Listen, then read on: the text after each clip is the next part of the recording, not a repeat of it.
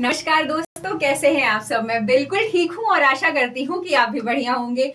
सामाजिक विज्ञान यानी कि सोशल साइंस की सीरीज का कल फर्स्ट वीडियो डाला, आप सबको बहुत पसंद आया। आप सबने बोला है कि इस सीरीज को कंटिन्यू किया जाए। 20 क्वेश्चंस आपके आने हैं। 20 क्वेश्चन की सीरीज डेली अपलोड की जाएगी और उससे आपके सामाजिक विज्ञान के जितने इंपॉर्टेंट क्वेश्चन है वो कवर करा दिए जाएंगे। तो चलिए उसी सीरीज में आज दूसरा वीडियो है, दूसरा सीरीज है, उसको कंटिन्यू करते हैं। पहला क्वेश्चन है कि भारतीय संविधान में कितने मौलिक अधिकार शामिल हैं। वर्तमान में भारतीय संविधान में कितने मौलिक अधिकार हैं, तो बताइए आप कि वर्तमान में भारतीय संविधान में मौलिक अधिकार कितने हैं। आप सबको पता है कि वर्तमान में जो मौलिक अधिकार हैं वो कितने हैं। वर्तमान में कितने मौलिक अधिकार वर्तमान में है, बताइए। 5, 6, 7, 8। तो वर्तमान में मौलिक अधिकार हैं 6। क्यों? अब आप कहेंगे हमने तो 7 पढ़े थे। 7 पढ़े थे आपने मूल संविधान में। जब मूल संविधान था, मूल संविधान में कितने मौलिक अधिकार थे? 7 मौलिक अधिकार थे। लेकिन आप सबको पता है कि 44वां संविधान संशोधन 1978, इसके द्वारा क्या किया गया था? इसके द्वारा संपत्ति के अधिकार को मूल अधिकारों की श्रेणी से निकाल कर एक कानूनी अधिकार बना दिया गया। तो अब संपत्ति का अधिकार मूल अधिकार नहीं है, और संपत्ति का अधिकार अब क्या बन चुका है? संपत्ति का अधिकार अब बन चुका है कानूनी अधिकार। और उसके लिए संविधान में एक नया आर्टिकल जोड़ा गया। कौन सा एक नया आर्टिकल जोड़ा गया? आर्टिकल 300A जोड़ा गया। क्लियर? इतने फैक्ट आपको क्लियर हुए कि संपत्ति के अधिकार को मूल अधिकारों की श्रेणी से निकाल के कानूनी अधिकार कब बनाया गया? 1978 में। 44वां संविधान संशोधन 1978 द्वारा बनाया गया था। और कि कौन सा आर्टिकल नया आया? आर्टिकल 300A आया। अब वर्तमान में संविधान में कितने मौलिक अधिकार हैं? तो वर्तमान में संविधान में 6 मौलिक अधिकार हैं। मान लीजिए यही सवाल ऐसे पूछ लेता कि मूल संविधान में, भारतीय संविधान में कितने मौलिक अधिकार थे, तो मूल संविधान में, भारतीय संविधान में 7 मौलिक अधिकार थे। लेकिन संपत्ति के अधिकार को अब मूल अधिकारों की श्रेणी से हटा दिया गया है। भारत के प्रथम प्रधानमंत्री कौन थे? बताइए। भारत के प्रथम प्रधानमंत्री डॉक्टर राजेंद्र प्रसाद, सरदार वल्लभ भाई पटेल, जवाहरलाल नेहरू या लाल बहादुर शास्त्री जी। भारत के पहले प्रधानमंत्री थे पंडित जवाहरलाल नेहरू, और यही इन्हीं के नाम पे है भारत में सबसे ज्यादा समय तक प्रधानमंत्री रहने का रिकॉर्ड। तो अगर कभी सवाल आता है कि भारत में सबसे ज्यादा प्रधानमंत्री पद पर कौन रहे हैं, तो भारत में सबसे ज्यादा समय तक प्रधानमंत्री पद पर रहे हैं जवाहरलाल नेहरू जी। हो सकता है कि अगले पंचवर्षीय अगर हमारे मोदी जी वापस आ जाते हैं तो पंडित जवाहरलाल नेहरू का रिकॉर्ड तोड़। तो भारत के पहले प्रधानमंत्री कौन थे? भारत के पहले प्रधानमंत्री पंडित जवाहरलाल नेहरू थे। कमेंट करके ये बताइए कि भारत के पहले राष्ट्रपति कौन थे, बताइए। अगला सवाल है कि सविनय अवज्ञा आंदोलन की शुरुआत किसने की थी? सविनय अवज्ञा आंदोलन आप सबको पता है क्यों शुरू किया गया था? नमक कानून तोड़ने के लिए। सविनय अवज्ञा क्यों चालू किया गया था? नमक कानून के विरोध में। बेसिकली अंग्रेजों द्वारा जो नमक कानून चलाया गया था उसका विरोध करने के लिए सविनय अवज्ञा आंदोलन चलाया गया। और ये शुरू कब हुआ था? ये शुरू हुआ था 12 मार्च 1930 में। 12 मार्च 1930 से, और ये चला कब तक था? ये चला था 6 अप्रैल 1930 तक। इसकी यात्रा कहां से कहां तक थी? तो 12 मार्च 1930 से ये स्टार्ट हुआ था साबरमती आश्रम से। साबरमती आश्रम से चालू हुआ था और कहां तक गया था? दांडी तक। इसी वजह से इसे किस नाम से जाना जाता है? दांडी मार्च के नाम से जाना जाता है। दांडी मार्च। ये बात आपको याद रखनी है कि सविनय अवज्ञा आंदोलन स्टार्ट कब हुआ? तो ये स्टार्ट हुआ था 12 मार्च 1930 को। कहाँ कब तक हुआ था? 6 अप्रैल 1930 को। स्टार्ट कहाँ से हुआ था? साबरमती आश्रम से स्टार्ट हुआ था। और कहाँ तक यात्रा चली थी? दांडी तक यात्रा चली थी। और किसने की थी? महात्मा गांधी ने। राइट आंसर क्या हो जाएगा? बताइए। राइट आंसर हो जाएगा महात्मा गांधी। सविनय अवज्ञा आंदोलन बेसिकली अंग्रेजों द्वारा जो नमक कानून लगाया गया था उसका विरोध करने के लिए था, नमक कर की समाप्ति के लिए था। तो शुरुआत हुई थी 12 मार्च 1930 से। चलिए, इसी को कहा जाता है दांडी मार्च। भारत का राष्ट्रीय पशु कौन सा है? बताइए। भारत का राष्ट्रीय पशु कौन सा है? हाथी है, बाघ है, शेर है, तेंदुआ है। तो आप सबको पता है हमारे भारत का राष्ट्रीय पशु कौन सा है? बाघ। क्लियर? और इसे अडॉप्ट कब किया गया था? बताइए। भारत के राष्ट्रीय पशु को कब अडॉप्ट किया गया था? डेट होती है ना, जैसे हमने राष्ट्रीय ध्वज को कब अपनाया है, राष्ट्रीय जो हमारा राष्ट्रगान है उसको कब अडॉप्ट किया गया है, बताइए। अगला सवाल है कि गांधी जी ने दांडी यात्रा किस वर्ष शुरू की थी? अभी मैंने क्या बताया कि जो दांडी मार्च है वो कब शुरू हुआ था? अभी जस्ट पहले बताया मैंने कि इसकी शुरुआत हुई थी 12 मार्च 1930 से। कब तक हुई थी? 6 अप्रैल 1930 तक। कहां से शुरुआत हुई थी? साबरमती आश्रम से। साबरमती आश्रम से। और कहां तक हुई थी यात्रा? दांडी तक हुई थी। इसी वजह से इसे क्या कहा जाता है? दांडी मार्च कहा जाता है। और दूसरा फैक्ट इसमें क्या इंपॉर्टेंट हो जाता है? शुरुआत किसने की? तो महात्मा गांधी जी द्वारा शुरुआत की गई थी। क्यों की गई थी? नमक कानून तोड़ने के लिए की गई थी। तो राइट आंसर विल बी 1930, 12 मार्च 1930। चलिए, संसद का निचला सदन क्या कहलाता है? संसद का निचला सदन क्या कहलाता है? राज्यसभा, लोकसभा, विधानसभा, ग्राम सभा। संसद कौन से आर्टिकल में है? बताइए, आर्टिकल्स पूछते हैं ना, संसद कौन से आर्टिकल में? संसद है आर्टिकल 79 में। संसद है आर्टिकल 79 में। लोकसभा, जिसे संविधान के निचले सदन के रूप में भी जाना जाता है, संसद के निचले सदन के रूप में किसे जाना जाता है? लोकसभा को। लोकसभा है आर्टिकल 81 में और राज्यसभा है आर्टिकल 80 में। क्रम से लिख देते हैं, आपको कंफ्यूजन नहीं होगा। राज्यसभा किस में है? 80 में, और लोकसभा है 81। आर्टिकल्स हैं, याद रखिएगा, ये क्या है? आर्टिकल्स। क्लियर? तो क्या पूछा है? निचला सदन पूछा है ना, कि निचला सदन कौन सा है? बताइए, निचला सदन कौन सा है? संसद का उच्च सदन कहलाता है राज्यसभा। संसद का उच्च सदन क्या कहलाता है? राज्यसभा। और ये एक स्थायी सदन। लोकसभा क्या कहलाता है? निचला सदन। संसद का निचला सदन कहलाता है लोकसभा। क्लियर? तो लोकसभा को क्या कहा जाता है? संसद का निचला सदन कहा जाता है। आगे बढ़ते हैं। भारत में कितने राज्य हैं 2025 में? अब आप मुझे ये बताइए कि जो राज्यसभा है उसको स्थायी सदन क्यों बोला जाता है? राज्यसभा को स्थायी सदन इसलिए बोला जाता है कि राज्यसभा कभी भंग नहीं होती है। इसमें हर 2 साल में 1/3 सदस्य जो हैं वो क्या होते हैं? 1/3 सदस्य हर 2 साल में रिटायर हो जाते हैं। वर्ड नहीं आ रहा था, रिटायर हो जाते हैं। तो हर 2 साल में 1/3 सदस्य राज्यसभा में रिटायर हो जाते हैं। राज्यसभा कभी भी भंग नहीं होती है, इसलिए इसको स्थायी सदन के नाम से जाना जाता है। और राज्यसभा को ही उच्च सदन भी कहा जाता है, याद रखिएगा। भारत में कितने राज्य 2025 में? बताइए। जम्मू कश्मीर यूटी बन चुका है, लद्दाख यूटी बन चुका है। तो अब वर्तमान में भारत में 28 राज्य हैं और 8 केंद्र शासित प्रदेश, 8 यूटीज हैं। अभी हाल ही में जम्मू कश्मीर और लद्दाख को यूटी बना दिया गया, केंद्र शासित प्रदेश बना दिया गया। तो भारत में वर्तमान में कितने राज्य हैं? 28 राज्य, याद रखिएगा। क्लियर? चलिए, कौन सा आर्टिकल खत्म किया गया था जम्मू कश्मीर से? 370, जो जम्मू कश्मीर को विशेष राज्य का दर्जा देता था। हरित क्रांति का संबंध किससे है? शिक्षा, औद्योगिकरण, कृषि उत्पादन, हरियाली को बढ़ाना। जो रेवोल्यूशंस है उनसे रिलेटेड क्वेश्चंस पूछे जाते हैं ना, कि श्वेत क्रांति है किससे संबंधित है, हरित क्रांति है किससे संबंधित है। तो जो श्वेत क्रांति है वो हम सब जानते हैं कि किससे है, हरित क्रांति किससे है। तो हरित क्रांति का पूछा है तो हरित क्रांति किससे रिलेट करती है? कृषि उत्पादन से। और भारत में हरित क्रांति के जनक के रूप में किसको जाना जाता है? स्वामीनाथन जी को। भारत में हरित क्रांति के जनक के रूप में किसे जाना जाता है? एमएस स्वामीनाथन जी को। ये बात आपको याद रखनी, एमएस स्वामीनाथन। क्लियर? तो भारत में हरित क्रांति के जनक कौन है? एमएस स्वामीनाथन जी। हरित क्रांति किससे संबंधित है? कृषि उत्पादन से संबंधित है। श्वेत क्रांति का संबंध किससे है? मिल्क प्रोडक्शन से है। और श्वेत क्रांति के जनक कौन कहे जाते हैं? वर्गीश कुरियन जी कहे जाते हैं। क्लियर? इतने फैक्ट आपको याद रखने।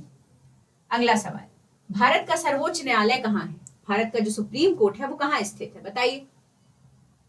भारत का सर्वोच्च न्यायालय कहाँ है? मुंबई में है, कोलकाता में है, दिल्ली में है, चेन्नई में है? उसके पहले ये जानना जरूरी हो जाता है कि जो भारत का सुप्रीम कोर्ट है वो कौन से आर्टिकल में? तो जो भारत का सुप्रीम कोर्ट है वो है आर्टिकल 124 में। और भारत का हाई कोर्ट किस आर्टिकल में है? भारत का हाई कोर्ट है 214 में, 214 में। तो ये 2 आर्टिकल आपके लिए महत्वपूर्ण होते हैं कि जो सुप्रीम कोर्ट है भारत का वो किस आर्टिकल में है? वो आर्टिकल 124 में है। और हाई कोर्ट का प्रावधान है 214 में। और भारत का जो सुप्रीम कोर्ट है वो कहाँ स्थित है? वो नई दिल्ली में स्थित है। क्लियर? और सुप्रीम कोर्ट आर्टिकल में कौन से है? यह है आर्टिकल 124 में। और हाई कोर्ट आर्टिकल 214 में। क्लियर? चलिए आगे बढ़ते हैं। विश्व पर्यावरण दिवस कब मनाया जाता है? बताइए, विश्व पर्यावरण दिवस कब मनाया जाता है? 5 मई को, 5 जून को, 15 जुलाई को, 10 अक्टूबर को? आप सब जानते हैं कि जो विश्व पर्यावरण दिवस है, वर्ल्ड इन्वायरमेंट डे है, वो मनाया जाता है 5 जून को। लेकिन आपके लिए ये भी महत्वपूर्ण है कि इस बार 2025 में जो मनाया गया है विश्व पर्यावरण दिवस, उसकी थीम क्या थी? क्या थीम थी उसकी? उसकी थीम थी beat plastic pollution, beat plastic pollution. तो थीम भी महत्वपूर्ण हो जाती है क्योंकि हर साल ये पूछा जाने वाला सवाल है। थीम से क्वेश्चन आते हैं कि इस बार ये जो डे बनाया गया है उसकी थीम क्या थी। तो क्या थी थीम विश्व पर्यावरण दिवस की? विश्व पर्यावरण दिवस की इस बार थीम थी बीट प्लास्टिक पॉल्यूशन। कहाँ किसने होस्ट किया है? किस कंट्री ने होस्ट किया है? 5 जून ये जो पर्यावरण दिवस है ये होस्ट किया है इस बार साउथ कोरिया ने। जेजू द्वीप है साउथ कोरिया का, तो ये जो विश्व पर्यावरण दिवस है उसे इस बार होस्ट करने वाला है साउथ कोरिया। तो इतने फैक्ट आपको विश्व पर्यावरण दिवस से रिलेटेड इंपॉर्टेंट हो जाते हैं कि विश्व पर्यावरण दिवस मनाया कब जाता है? 5 जून को। थीम क्या थी? Beat plastic pollution. और कहाँ हुआ है? किस देश ने होस्ट किया है इस बार? तो साउथ कोरिया ने होस्ट किया है। चलिए, नर्मदा नदी का उद्गम स्थल कहाँ है? नर्मदा नदी का उद्गम स्थल क्या है? अमरकंटक है, पचमढ़ी है, मैकाल पहाड़ियां है, सतपुड़ा है? बताइए, नर्मदा नदी का उद्गम स्थल क्या है? जल्दी बताइए। नर्मदा नदी का उद्गम स्थल है अमरकंटक की पहाड़ियां। अमरकंटक से निकलती है नर्मदा नदी। अमरकंटक से बेसिकली 3 नदियां निकलती हैं, सोन, जोजिला और नर्मदा। सोन, जोजिला और नर्मदा अमरकंटक पहाड़ियों से। इन 3 नदियों का उद्गम स्थल है अमरकंटक पहाड़ियां। तो पूछा है नर्मदा नदी कहां से निकलती है? तो नर्मदा नदी निकलती है अमरकंटक से। क्लियर? नर्मदा नदी किस स्टेट में सबसे ज्यादा बहती है? तो मध्य प्रदेश में सबसे ज्यादा बहती है और महाराष्ट्र की भी कुछ रीजन में नर्मदा नदी का प्रवाह है। नर्मदा नदी एस्चुरी बनाती है या डेल्टा? नर्मदा एस्चुरी एस्चुरी बनाती है और बाकी नदियां जो है वो क्या बनाती हैं? वो डेल्टा बनाती हैं। नर्मदा नदी बंगाल की खाड़ी में गिरती है कि अरब सागर में गिरती है? तो नर्मदा नदी अरब सागर में गिरती है और बाकी नदियां बंगाल की खाड़ी में गिरती है। ये अंतर आपको पता होना चाहिए। क्लियर? भारत का संविधान लागू कब हुआ? बताइए, भारत का संविधान कब लागू हुआ? 26 जनवरी 1947, 15 अगस्त 1947, 26 जनवरी 1950, 26 नवंबर 1949। देखिए, संविधान लागू होने और संविधान को अंगीकृत करने में अंतर है, एडॉप्टेशन में अंतर है और लागू करने में अंतर है। संविधान जो लागू हुआ था वो हुआ था 26 जनवरी 1950 को। लेकिन अगर यहाँ सवाल आता है कि संविधान को एडॉप्ट कब किया गया, तो संविधान को एडॉप्ट किया गया था 26 नवंबर 1949 को। अंगीकृत, अगर सवाल आता है कि भारतीय संविधान को एडॉप्ट कब किया गया यानी कि अंगीकृत कब किया गया, तो अंगीकृत किया गया था 26 नवंबर 1949 को। और 26 नवंबर को ही हर साल क्या मनाया जाता है? इसी कारण से संविधान दिवस के रूप में मनाया जाता है। तो कभी अगर सवाल आ जाए कि संविधान दिवस कब मनाया जाता है, तो याद रखिएगा कि संविधान दिवस मनाया जाता है 26 नवंबर को। क्यों 26 नवंबर को मनाया जाता है? क्योंकि इसी दिन भारतीय संविधान को एडॉप्ट किया गया था 26 जनवरी 1949 को। लागू कब हुआ? 26 जनवरी 1950। ये अंतर याद रखिएगा, बच्चे इस अंतर में कंफ्यूज हो जाते हैं। राष्ट्रीय एकता दिवस किसकी जयंती पर मनाया जाता है? राष्ट्रीय एकता दिवस किनकी जयंती पर मनाया जाता है? महात्मा गांधी, सुभाष चंद्र बोस, सरदार पटेल, भगत सिंह। तो स्टैचू ऑफ यूनिटी नाम सुना है आपने? कहाँ है? गुजरात में। स्टैचू ऑफ यूनिटी किसके नाम पे बनाई गई है? किनकी मूर्ति है? स्टैचू ऑफ यूनिटी बनाई गई है सरदार वल्लभ भाई पटेल जी के नाम पे। और स्टैचू ऑफ यूनिटी पूरे दुनिया की सबसे ऊंचाई पे स्थित मूर्ति है। हमारे पास इसका वर्ल्ड रिकॉर्ड है कि दुनिया की सबसे ऊंचाई पर स्थित जो मूर्ति है वो कौन सी है? Statue of unity. कहाँ स्थित है? गुजरात में स्थित है। और statue of unity, unity word आ रहा है, तो एकता का जो दिवस है वो किनके नाम पे होगा? सरदार वल्लभ भाई पटेल जी के नाम पे। और याद रखिएगा, दुनिया की सबसे अधिक ऊंचाई पर स्थित जो मूर्ति है वो सरदार वल्लभ भाई पटेल जी की है, स्टैचू ऑफ यूनिटी। ये भी सवाल पूछता है। बाल अधिकार किस आर्टिकल के अंतर्गत आते हैं? बच्चों के अधिकार किस आर्टिकल के अंतर्गत आते हैं? बताइए। 21A, 14, 19, 45। बताइए।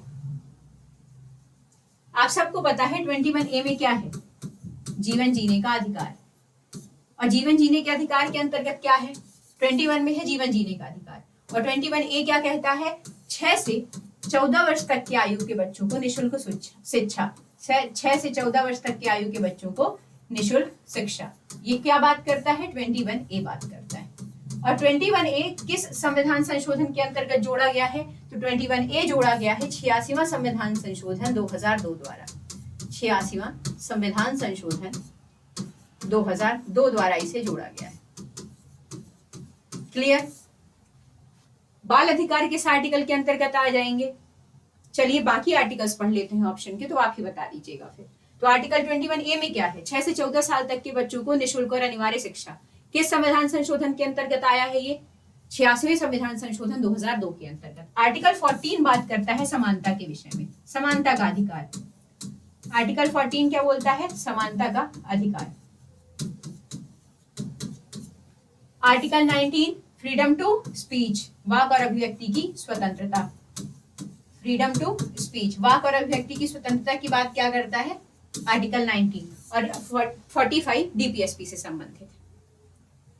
क्लियर? तो क्या बात कर रहा है? बच्चों के बारे में। तो बच्चों के बारे में क्या बात कर रहा है? आर्टिकल 21 6 से 14 साल तक के बच्चों को निःशुल्क और अनिवार्य शिक्षा। तो बच्चों से रिलेटेड क्या हो जाएगा? 21A हो जाएगा। कभी आए कि जो 21A आर्टिकल है वो किस संविधान संशोधन के अंतर्गत जोड़ा गया है? तो याद रखिएगा 86वां संविधान संशोधन 2002 द्वारा।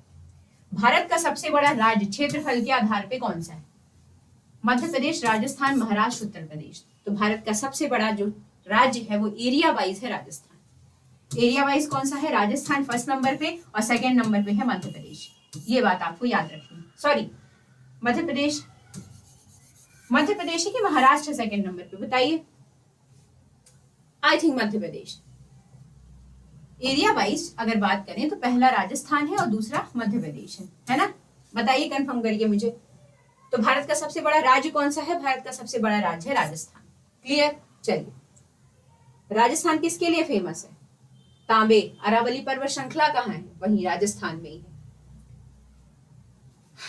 केवला देव जो नेशनल पार्क है वो भी वहीं है। जल ही जीवन है किस प्रकार का नारा है? स्वास्थ्य से जुड़ा है, शिक्षा से जुड़ा है, पर्यावरण संरक्षण से जुड़ा है या कृषि संबंध से जुड़ा है?